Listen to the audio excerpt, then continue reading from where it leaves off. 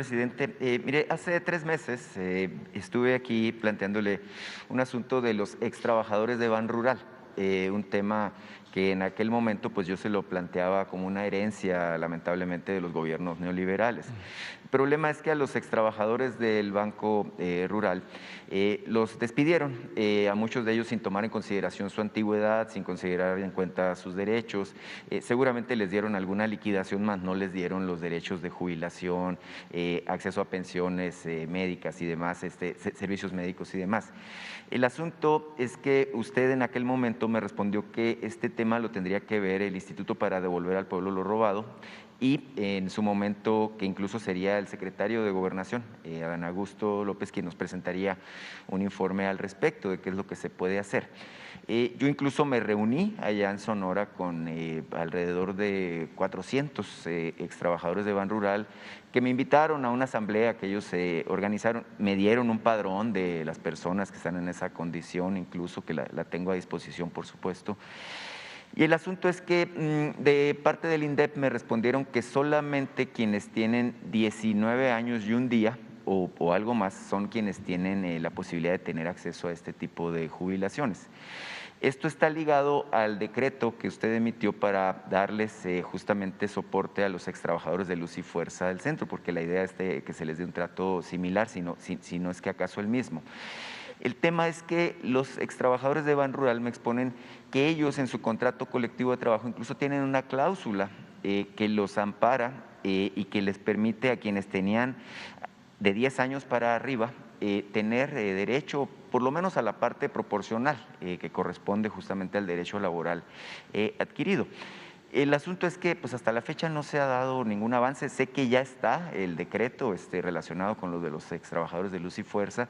Y en ese sentido pues hay una enorme expectativa. Usted me entenderá, todos ellos son personas de la tercera edad, todos ellos son personas que se quedaron sin trabajo, que pusieron una serie de demandas, que esas demandas pues parece que están en el limbo por las trácalas también que hacen los abogados en ese sentido. Entonces, me volvieron a pedir, así de manera encarecida, como se lo dije la última vez que tratamos este tema, que se lo planteara ateniéndose ellos pues al humanismo y la sensibilidad que lo distingue a usted. Y finalmente, señor presidente, le quiero plantear un tema. Yo soy de un estado fronterizo y bueno, a mí me queda claro, me gusta mucho el análisis de la cosa económica. Desde hace 12 años hay un decreto, una regla, una norma que impide a los que nos visitan del extranjero, sean estadounidenses o sean paisanos o sean turistas que vienen a nuestro país, pagar en efectivo con dólares, y lo cual no deja de ser una medida un tanto absurda, puesto que estamos en la lógica de una integración comercial económica con el bloque del norte, con Estados Unidos y Canadá. El asunto es que hay ciudades enteras como Los Cabos, como el caso de Sonora en Puerto Peñasco, Cancún, entre muchas otras, que viven del turismo extranjero. Y habemos estados como todos los de la frontera norte que naturalmente que tenemos una fuerte interacción con nuestros vecinos, en nuestro caso de Arizona, California, Nuevo México. Esta medida que está en boga desde hace 12 años, la verdad es que ha resultado en una afectación muy fuerte a la cuestión de la relación económica entre ambos países. El argumento en su momento fue en el gobierno de Felipe Calderón y como todas esas se las colgaban a la guerra contra el narcotráfico, fue que era una medida para impedir el lavado de dinero. Bueno, es absurdo cuando sabemos cómo funcionan esas estructuras, pero señor presidente, yo se lo quería plantear porque es un tema que está desde hace muchos años ahí latente y que afecta realmente pues a la economía regional y a los destinos turísticos en específico. Muchas gracias, señor presidente. Sí, vamos a ver las dos cosas. Miren, hay miles de damnificados de la política neoliberal, pues electricistas, ferrocarrileros, lo que hablas del Ban Rural. Y yo entiendo también el caso de campesinos que fueron despojados de sus tierras,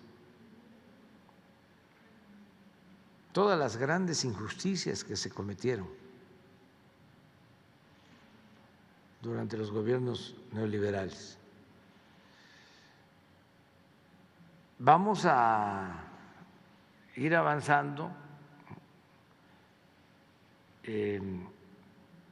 logrando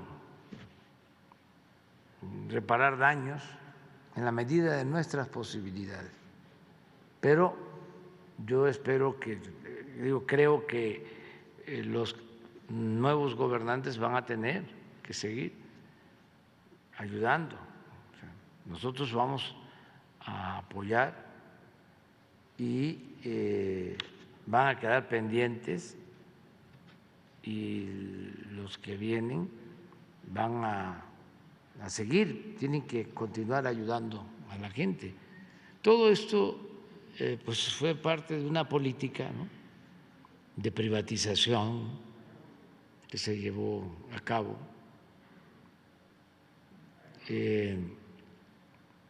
desde los años 80. Fue despojo, despidos de trabajadores. Ya aquí hemos hablado, nada más que en los medios no se informa, de cómo todas las reformas a la Constitución que hicieron durante el periodo neoliberal fueron para beneficiar a una minoría, a potentados, a particulares, nacionales y extranjeros, en contra de los intereses de los trabajadores, en contra de los intereses de los campesinos, en contra de los intereses de la mayoría del pueblo. Fue una barbaridad. Y entra por aquí, sale por el otro oído. Cuando digo y puedo probar que en el periodo neoliberal, esto es para los jóvenes, fue cuando más ha sido saqueado nuestro país. No es poca cosa decir que fue más el saqueo en los 36 años del periodo neoliberal que el saqueo en 300 años de dominación colonial.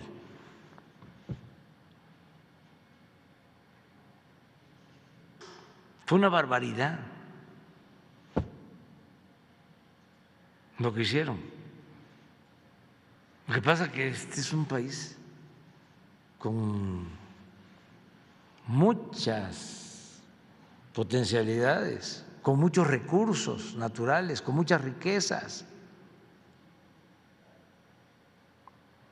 ¿Se acuerdan de aquella caricatura de Abel Quesada, de cuando Dios nuestro Señor estaba entregando los bienes a todos los países del mundo y iba pasando por Brasil y decía: aquí déjales petróleo, aquí déjales selvas, déjales agua, pero no les dejes muchos recursos mineros, metales preciosos, y así arriba de Venezuela, y entrégales petróleo, dale. En Guatemala, selva tropical, agua, buenas tierras para la producción agropecuaria, pues no les des petróleo. Ya pasan sobre México, llegan a México y le dice Jesús, Cristo, Dios nuestro Señor, le dice a su ayudante: aquí dales buenas tierras, agua, petróleo, gas, oro, plata, selvas, costas. Y le dice el ayuntamiento: señor, se le está pasando la mano, le estamos dando mucho aquí. No, dice, pero también darles al… Yo lo compongo, ¿no? Porque no estoy de acuerdo con Abel, con el finado Abel. Darles al mexicano, no. Es darles a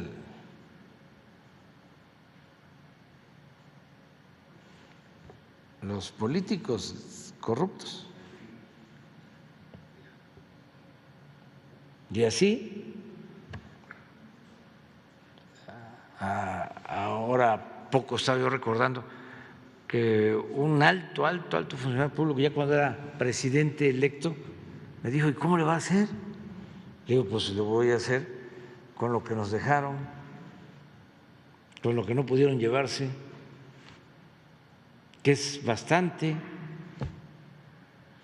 todavía.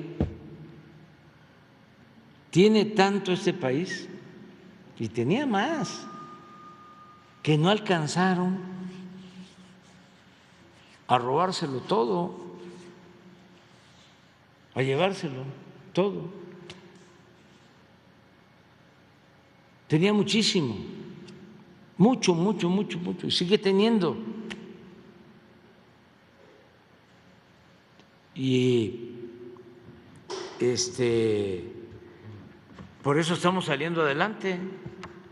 Se extrañan, pero imagínense, se hace una refinería en Dos Bocas.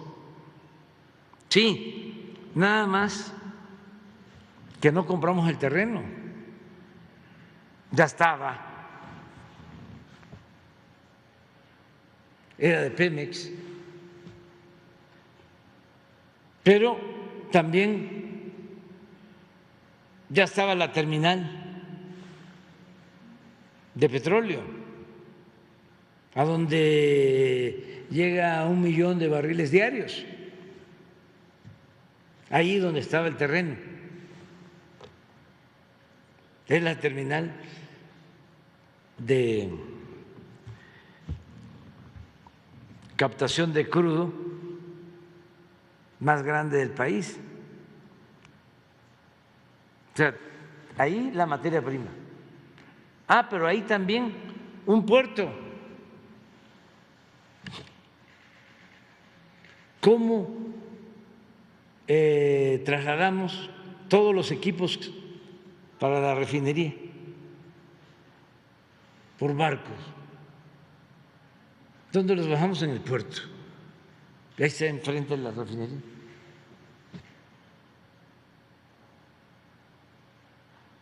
O sea, habían muchas cosas.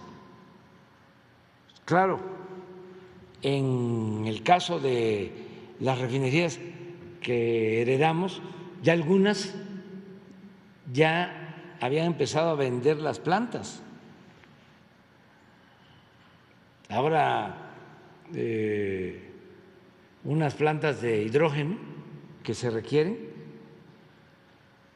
una en, creo, Madero o Salamanca, y otra sin duda en Tula. Los estamos adquiriendo, y aprovecho para decirle a los que se quedaron con esas plantas que las vendieron unos meses antes de que terminara el gobierno pasado, dentro de las refinerías, y no se las estamos expropiando ni estamos abriendo investigación si fue legal o no. Les estamos diciendo: se hace un avalúo y se las compramos, porque ya esos negocios no. Entonces, así vamos saliendo adelante. Ahora que evalué lo de las refinerías, de 38% de capacidad productiva, ya las tenemos en 65% y las vamos a llevar hasta el 90%. Pero estamos invirtiendo,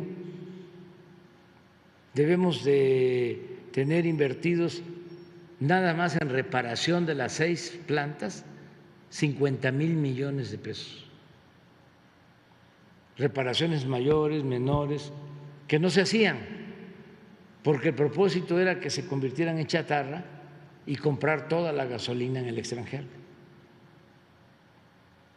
El negocio, según ellos, era vender petróleo crudo y comprar las gasolinas. Imagínense en una situación como la que estamos, que dependiéramos de la compra total de gasolina del extranjero, ¿cómo íbamos a sostener el precio actual de la gasolina? La inflación estaría en 14%, no en 8.7%. Y también hoy hay una buena noticia de que, a ver si consigues la información, sobre los datos de agosto, sobre el comercio de México con Estados Unidos. Ya somos el primer socio comercial de Estados Unidos.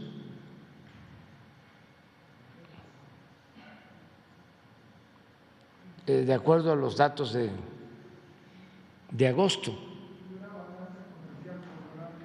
Sí, aceptado esto por analistas de que la economía mexicana va muy bien y vamos a continuar con lo mismo. Muy bien, adelante.